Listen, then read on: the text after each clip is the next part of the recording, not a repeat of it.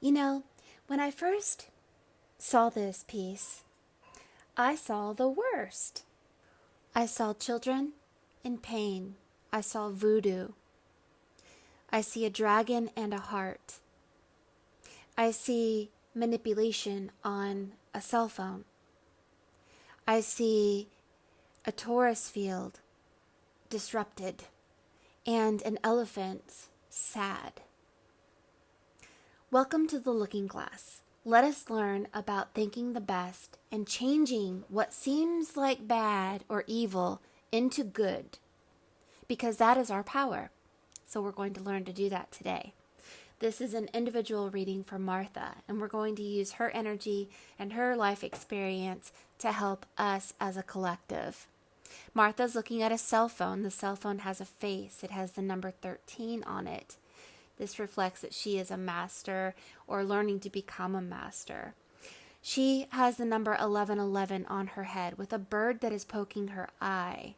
There is an inner child that is sleeping and a little angel on her face. Behind her is an energy of a female and a Taurus field and an elephant. Below that person is someone who looks like they're spitting voodoo on children.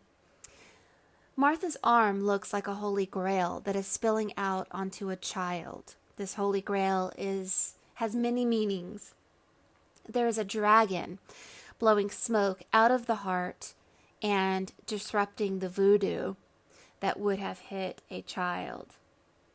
Now, Martha has a goldfish by her chin. This is the golden age of Aquarius, of course. And she has a bottle of salt, a salt shaker. And she is putting salt over her left shoulder. This is an ancient technique of warding off voodoo, warding off evil spirits, warding off negative energy. In between the voodoo lady and the dragon and the heart is a child with a heart and someone with their arms making the number 7 regular way and the number 7 backwards, laying down. This reflects being in between worlds, being in between a realm of sevens. 7 chakras, 7 spirits of God, 7 wounds of Christ, and the 7 seeds of life. 7 musical notes, 7 metals. When we have an inner child that is left behind in the past, unhealed, unresolved, and unforgiven, the human mind does weird things. Like, if we have pain in our past, we may project it onto children in our current world. We may feel very sorry for little kittens and want to rescue kittens. Or we may over exaggerate or over emotionalize suffering children in the world. But it's not because of them. It's because there is a child within you that has not been resolved or helped or loved. Something stuck in the past. And so let us learn the shamanic art of going back into the past and repairing our inner child. Some shamans call it your ethereal net. And we will breathe back in the energy of the power that we forsook or ignorantly let go, and we will breathe it back, taking back our power, being the mother of our inner child, and thereby creating a protection for our future and our current moment. The ethereal net is the luminosity that surrounds the physical body. This web of energy gets torn to shreds during daily living. Huge portions of it become lost or entwined in other people's bands of energy. If a person loses too much vital force, he or she becomes ill or dies. And when we lose power, we often project this loss of power onto the world. We must learn breathing techniques in an art form called recapitulation, where we remote view our past and we breathe back our power and let go and obliviate any pain or any attachment or any thought, removing it forever, and believing it no longer exists or never existed to begin with. This is called becoming invisible. You will be retrieving filaments of your energy from your ethereal net that have become lost or entangled as a result of daily living, and you will be pulling back all that you have dispersed over years and in thousands upon thousands of places. If you have been born again, you have a double self. It is a spirit aspect of you, an invisible aspect of you that can do many great things. What can your double do? Anything we want it to do. It can jump over trees or fly through the air or become large or small or take the shape of an animal, or it can become aware of other people's thoughts or become a thought and hurl itself in an instant over vast distances. It can even act like yourself. If you know how to use it, you can appear in front of someone and talk to him as if you were really there. You cannot perceive your born-again self or your double if you don't have the power. And often, much of our power was given away in our past. So going back to our past and taking back our power is something that we have to practice every single day. And this is part of becoming the adept master, the number 13, the master number. Shamans call your double self your soft body. And we must learn how to control our soft body, our rebirthed self. For instance, someone who does know about your soft body and wants to harm you, they will strike you on your vulnerable point of your soft body. It's not the power of the physical body that is destructive, but the opening that makes in the enemy's ethereal body. He can hurl something into an opening and force a rip through your ethereal net, causing major damage. So the person that looks like voodoo, notice the letter V at the bottom. Then it goes to O-O, and then it goes to D, Doth, O-O. This is voodoo. This is your tree of life. This is your ethereal net. Ethereal net spells voodoo. And so your ethereal net has children, your inner child, left in the past, and it's causing you to think of other children left behind or hurt. This is your body and your higher self's way of speaking to you. Your Taurus field looks like an apple. So if your apple has a bite out of it, like your cell phone's picture, then you are leaking power and feeding the matrix and not empowering your double self, your soft body, your born-again self, becoming powerless and becoming distracted by the world because you don't know that the reason you're distracted by children that are in pain is because of your own pain. And this is how it works. This is how reality works.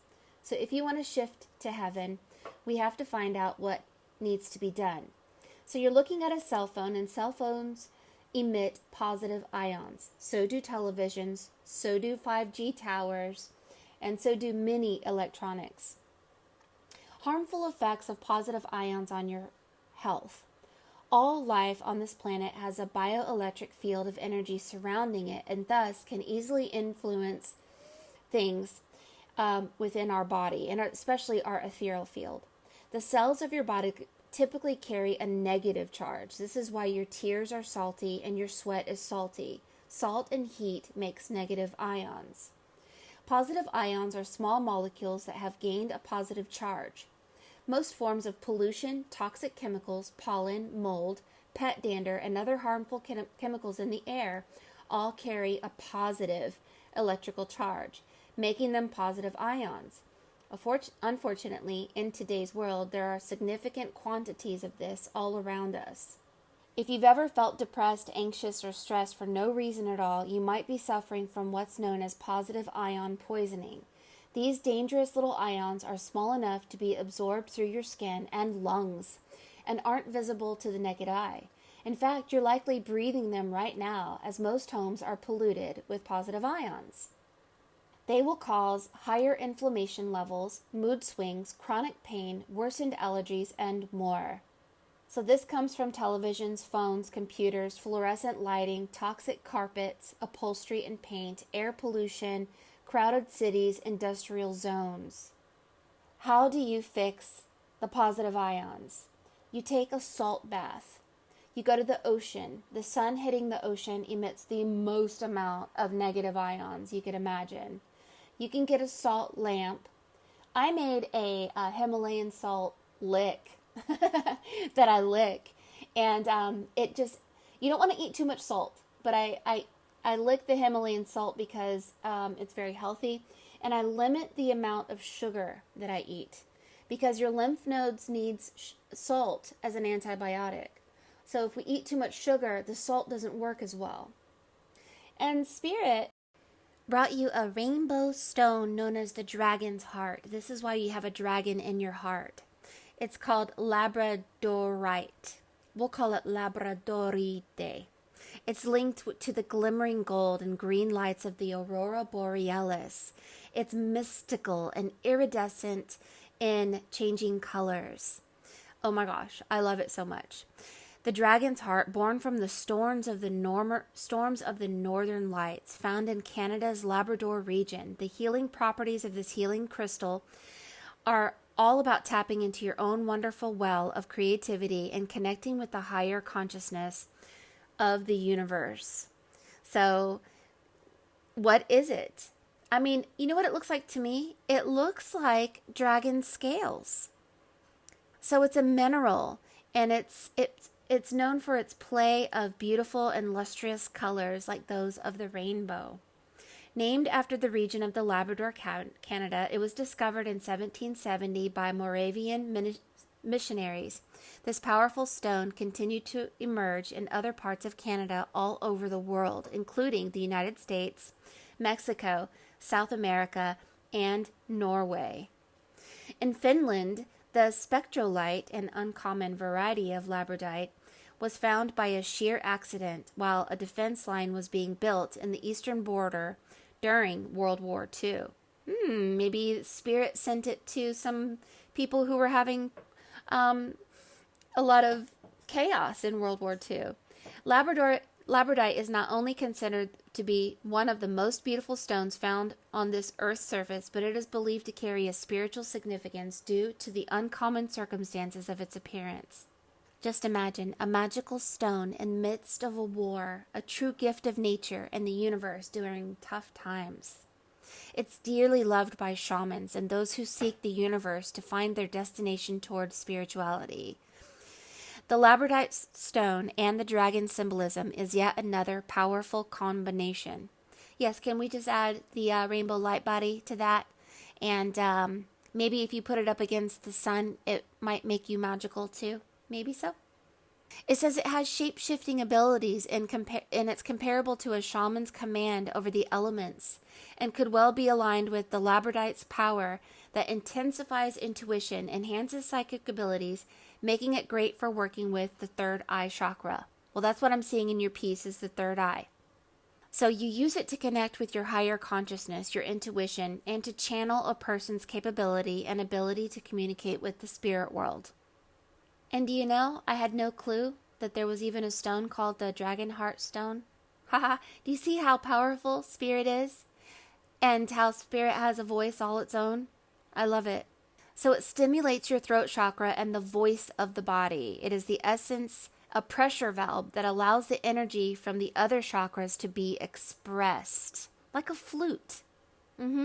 So that's not a voodoo pipe that person is blowing, it's a flute. Because we were supposed to write a song. And that's me standing behind you and saying, I will be right here, have no fear. So it works well with your crown chakra. It helps your mind by relieving stress and anxiety, and it balances the energy flowing through your body. So this is about your Taurus field, activating your Taurus field, the voodoo of your tree of life body. A great tool to boost intuition. The stone can be used by placing it into the third eye chakra, maybe on top, which could help deepen your meditation. Don't try to put this inside your head.